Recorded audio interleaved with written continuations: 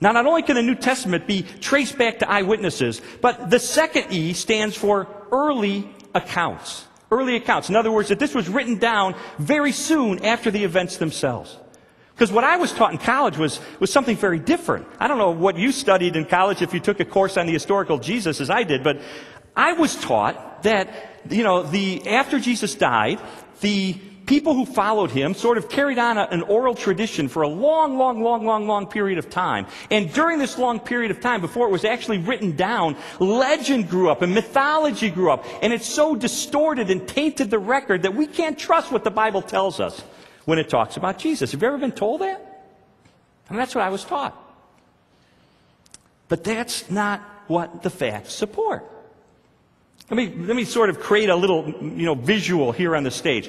Pretend that this podium represents the year 33 AD, which is the year most likely that Jesus was executed. Now, a recent NBC documentary, it was on just recently, a few weeks ago, said that it was about 80 AD, that's 33 AD, this is 80 AD, when Matthew and Luke were written. And a lot of liberal scholars agree with that. Although they would all agree as well that Mark was probably written in, say, 70 AD. So we have this time gap here. And what some theologians like to say is, well, it was during this time that legend grew up and turned a mere man, a mere mortal like Jesus, into the Son of God. That the idea that he was the Son of God did not come up till much later. Now, first I want to say, this is not such a long distance in terms of ancient times. I mean, the earliest biographies we have of Alexander the Great, written by Arrian and Plutarch, are written 400 years after he lived, and they're generally considered to be reliable. Legend did develop, but it was generally in the time after that. And by the way, there were eyewitnesses who were alive in 80 AD who would have served as a corrective if what was being written down was wildly not true. In fact, one of the greatest classical historians who ever lived, A.N. Sherwin White of Oxford University, did a study at the rate at which legend grew up in the ancient world. And he determined that in the first century ancient world, that the passage of 2 generations of time was not even enough for legend to grow up and wipe out a solid core of historical truth. So even if this documentary and these scholars are right, that Matthew and Luke and Mark were written about 70 and 80 AD, still, they can be considered trustworthy. But we can bring the events much closer to the life of Jesus. For instance, the Bible contains a book called the Book of Acts. It was written by Luke, this historian that I mentioned. This tells the story of the early church.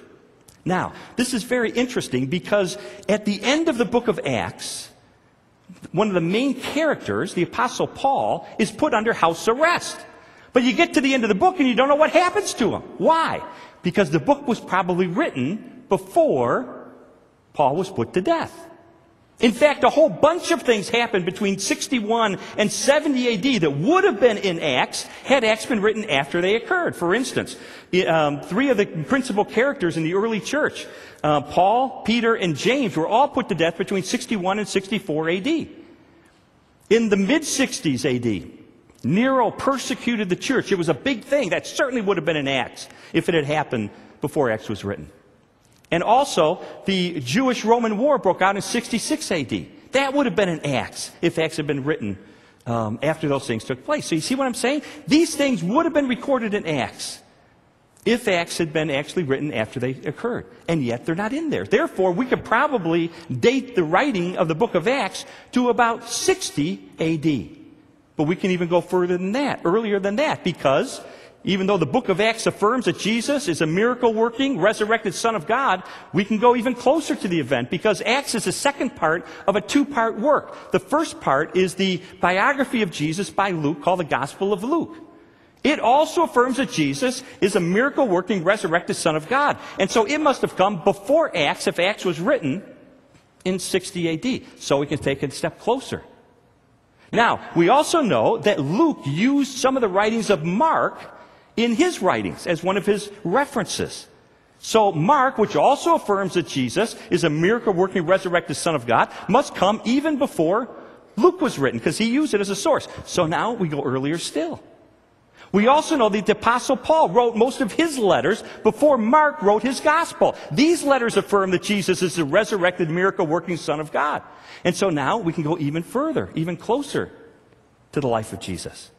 But Paul, in his writings, included these creeds and hymns of the earliest church that affirm the deity of Jesus. Philippians chapter 2, it says in one of these early creeds of the church that Jesus was in the very nature God. In Colossians chapter 1, another creed is recorded where it says Jesus is the image of the invisible God.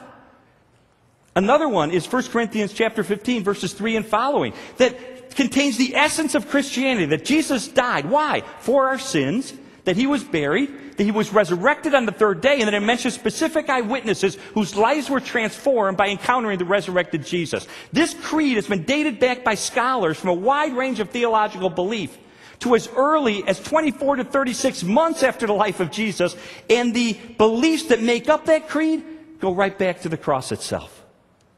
Friends, we don't have some huge expanse of time during which a mortal Jesus was mythologized into being the Son of God. Right back at the beginning, we have historical records that confirm in the most exalted terms that Jesus Christ is divine.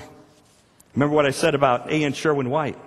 The passage of 2 generations of time is not even enough for legend to grow up and wipe out a solid core of historical truth. We don't have the passage of 2 generations of time. We have a news flash from ancient history.